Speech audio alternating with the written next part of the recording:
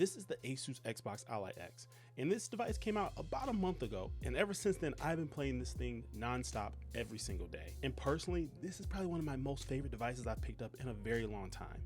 Now, with all that being said, you may actually still want to pass up on this device, and I'm going to break down and explain why I love this device so much. But even with all that being the case, there may be a better option out there for you. But let me kind of talk about what I think about the device so far. Now, like I said, the device came out a month ago, and I did do an initial impressions of the device, but I didn't do a full review because I wanted to really wait for some updates to come out and really get an idea of what Microsoft and Asus was really thinking when it came to this device. Well, there's been a lot of updates that hit this device, and as of right now, a month later, here's my thoughts. Now, right out the gate, the thing about this handheld is it does come with the AMD Ryzen AI Z2 Extreme chip. And this chip is a beast for handheld gaming. Now, it also has 24 gigabytes of RAM in here, and it has a terabyte of storage, which personally, I already had to put SD card in here because 1 terabyte is just not enough for me. But for other people, may be great, especially if you're more playing indie games. I love playing a lot of AAA games. Now, I'm playing games like Battlefield 6, Like a Dragon, Arc Raiders, and so on. I consistently get really good frames and a good resolution. I'm the type of person that loves to make things look as nice as possible on my PC devices, but at the same time, I at least want a steady frame rate.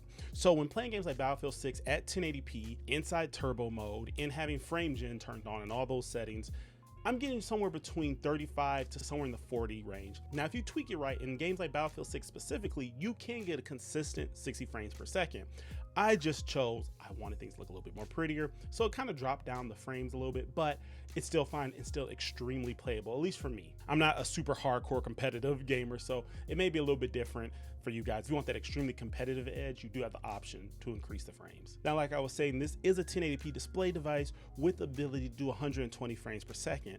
And I did notice that in maybe some older title games like Batman Arkham Origins, for example, I was getting somewhere in the hundreds, but it never hit 120. It was probably somewhere between 100 to 110, something in that ballpark, but it looked really great. And that was on high settings. But regardless of whatever the frame rate was, it never seemed to just look bad. Everything is extremely smooth and solid without any stuttering.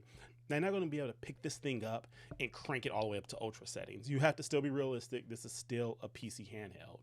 But at the end of the day, you can still do a lot with that. Now, like I said, this is a PC handheld, and that kind of goes against what Microsoft and Xbox have been trying to make you think this is an Xbox. And look, that's a horrible marketing campaign, and that's a whole different conversation. Is this an Xbox? For the general consumer, no, this is far from an Xbox. But what Microsoft considers Xbox to be moving forward, yes, it is. But the thing is, this is not going to play your Xbox games, not your Xbox library, unless your library has Play Anywhere and has a PC version of the game.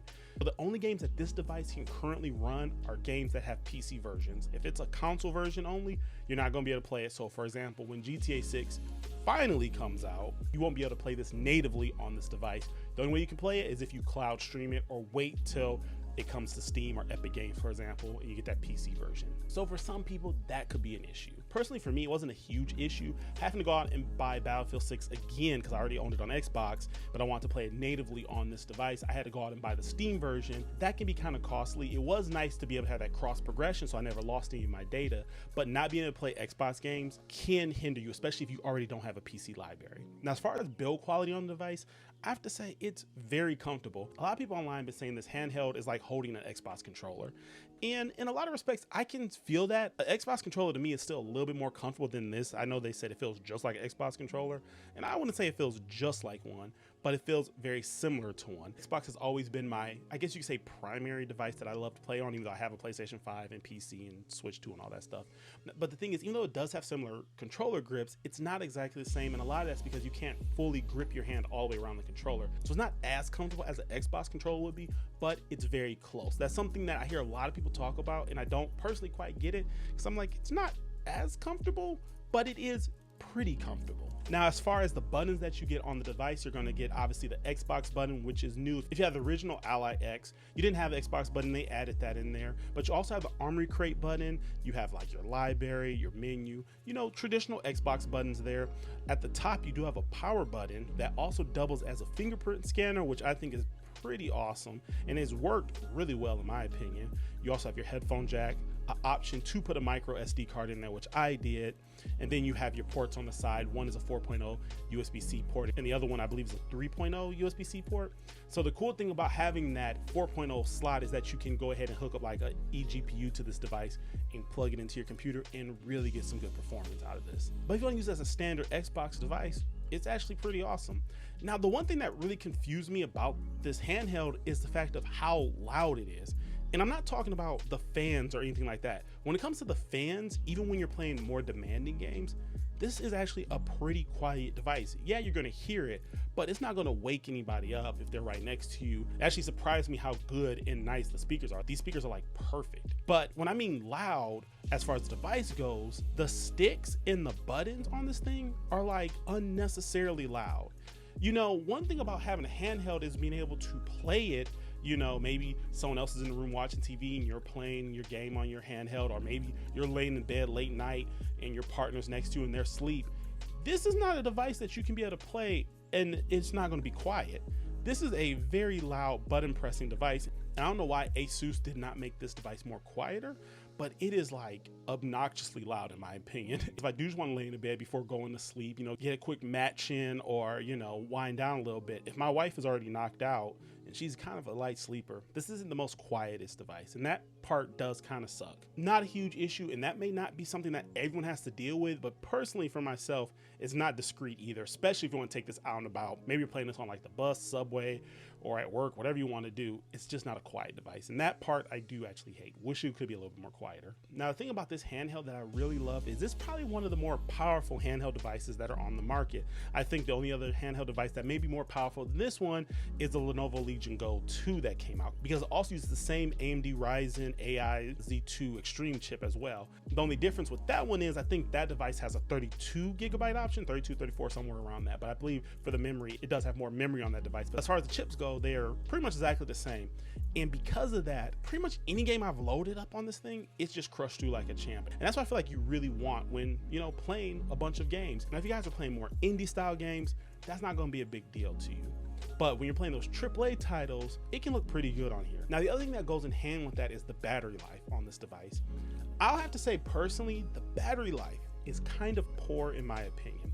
Now, granted, I do play in turbo mode a lot, and because of that, you're not going to get a super long battery on AAA games. Now, if you're playing games like Hollow Knight or whatever, you probably got 3-4 hours worth of battery life on this, and you don't have to have the settings up that high for games like that. But if you're playing things like Arc Raiders, for example, maybe the Outer Worlds 2, you're gonna maybe struggle to get 2 hours, depending on which mode you're in. If you're in turbo, I don't even think you're gonna hit 2 hours. But if you knock it down to performance, you're probably gonna get those 2 hours.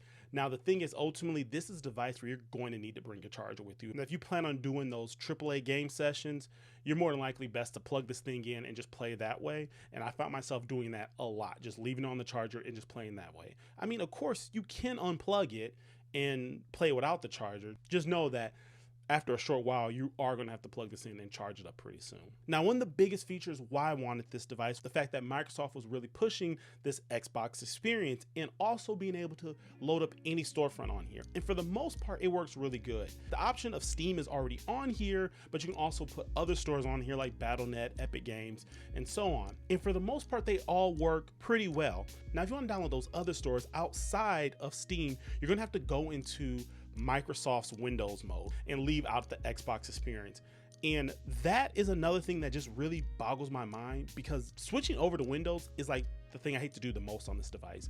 Because when you do that, not only does it hurt the performance of the device when it comes to playing games, if you want to leave out of it, you have to fully restart the device, which is not a slow moving device as far as restarts go. You'll probably be back up in a minute or two. The fact that every time I need to go to the Windows desktop to download something, and then I want to switch back to the Xbox experience and play games and get good performance after restart the device is a huge pain to me personally. Now, outside that, we can go ahead and download the other launchers on here. For the most part, they're pretty easy to get to, and you can go ahead and get to all the other launchers. Very simple. And the biggest issue I have with this device, probably more than anything else, is how buggy it is on a regular, consistent basis. Anytime that you are not running a game, this device has a 50-50 shot of working the way you want it to.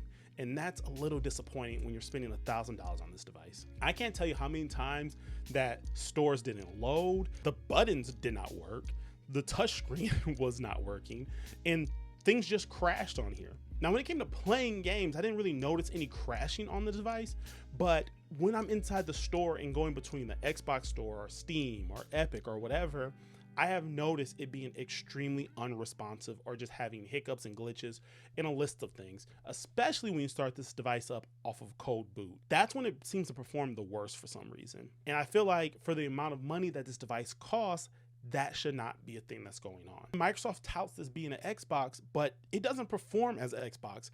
Not only is it buggy, the fact that I have to go to 3 different ways to update this device is a pain. Now, you have the Windows Store, or the Microsoft Store that you use to update this device. You have the Armory Crate that you have to update this device with. And then you actually have the Windows update process that you have to go through. And those are in 3 different options. And 2 of those options sometimes requires you to put the device in Windows desktop mode to do those updates. And yes, sometimes when you do those updates, it does require you to restart your device anyways, but that's not the case for all updates, and I have to restart my device anyways to get back to the Xbox experience. This device doesn't feel like an Xbox, and that's one of the biggest issues. When I go ahead and turn on my Xbox Series X, it's quick, it's smooth, and it's just simple. This isn't like that. And a lot of people are gonna have issues with all the settings and updates and problems like that that you have to go through, which bothers me because I kind of see the vision that Microsoft is trying to do with the Xbox experience. And for the most part, I do really like and enjoy it. And I'm looking forward to what the next Xbox is gonna be like, but there's still a lot of problems there. Now, the other thing that it does have, which is actually really cool, is Xbox has their gaming Copilot beta. Now, say for example, you're trying to figure out how to beat a boss, you open up Copilot on this device and you just tell it what you're trying to do. It will automatically detect which game you're playing and it will tell you how to beat the boss or how to find what you're looking for or anything like that. Now, it is in beta and it is still pretty buggy, but when it works, it's actually pretty useful. I was stuck on a puzzle in one game in particular, and it did tell me or give me a hint on what I needed to do, but a lot of times Copilot just wasn't working that well. So I don't find myself using it a whole lot, but I do again see the vision where Microsoft is going with this. It's not a huge issue, but the fact that when you're using this device, whether you lock this device or you turn it on for the first time, it boots up to just a Windows 11 wallpaper, which I do not understand.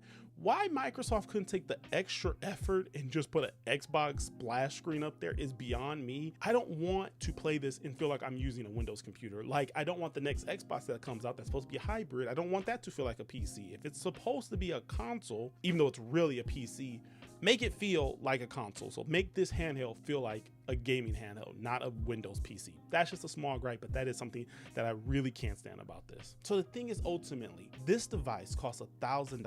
And why am I using so much? Why do I love it so much? And why am I telling you guys probably not to pick it up? Well, the thing is, in reality, is like I said, when it comes to playing games, it plays them great. I have thrown so many AAA games at this device, and I haven't had any issues for the most part playing these AAA games. And then obviously indie game or maybe 2D games run extremely well. That's no question about that. The problem I have with it is when you spend this amount of money and the device is as buggy as it is. Now, the other huge thing to also realize is the fact that as great as this device is, as of right now, you can buy the Asus Ally X from before. I think it came out in 2024, and it runs almost just as good as this device does. Yes, this is the new nice shiny thing from Asus and Xbox, but from what I've seen, the performance boost is not that much more of a difference on this device compared to that one. And those devices you can get somewhere between $600 to $800. So you can save yourself a good chunk of money, especially if you don't care about it being used, open box, or refurbished. You have more options there. So it is hard to recommend this device because, again, the performance just doesn't really seem to be there right now. Now, here's the cool thing. With it having this AI chip inside here, they have the potential of making the games perform and run better. And I'll be honest with you, I actually have already seen it. When I went to the settings and enabled some more of the AI features, like I said, the frame gen, for example, Battlefield 6 specifically looks and runs so much better now. And I feel like when they do more tweaking with the GPU and the processor and everything on this device, it's going to have more of a leap over the previous generation hardware. But if you're trying to save money right now and you want a handheld, then you may want to look more in that direction, especially since you can put the Xbox experience that's on this device on pretty much almost any other device that's out there. And it'll work just as fine, if not better. Again, right now, this device is actually very, very buggy. It's getting better with time over the month I've used it, but it's still a ways away from being just totally smooth and feeling like a console. Microsoft does have a roadmap on the updates that they have with this. One of the ones that I think they already pushed out is one for the shaders. When this device first came out, shaders was a huge issue because every game took so long to load up.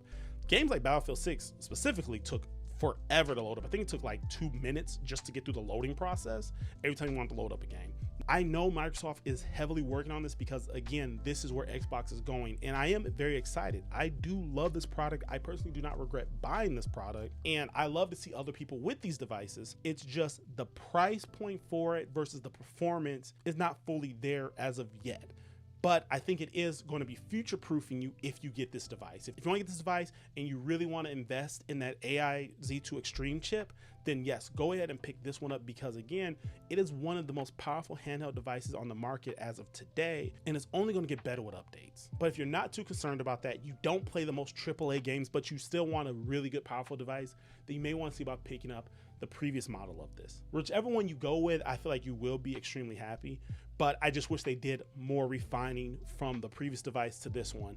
For example, even the display on this device is the exact same display that they use in the previous model. So it's not even like you're getting some more beautiful HDR display or anything like that. It's the exact same screen technology that was in the previous one. I even think the buttons for the most part are exactly the same. They just added an Xbox button at the top. So that's what I'm thinking about this. I love this device. I'll probably keep playing this device every single day for the foreseeable future because it's just a perfect way to play my games, stream my games, since game streaming works really good on here. We're just gonna be fighting through those bugs, which is the biggest issue with this device until Microsoft fixes that. But because it's Microsoft and I've been using Windows long enough to realize that I hate Windows, very curious to see how well that's gonna be. Comment down below what you guys feel about this device. Have you picked it up? Are you thinking about picking up? What do you think about this whole handheld gaming experience and where Microsoft is going? I'm very interested to hear from you guys, and make sure you subscribe to the channel because I have more coverage to come on this device, even the regular Xbox Ally, and even stuff like the PlayStation Portal. I don't know if you guys can see here, but my PlayStation Portal's right here, and they did a huge update, which a lot of people are talking about, and I want to fully look into that and give you my thoughts on that.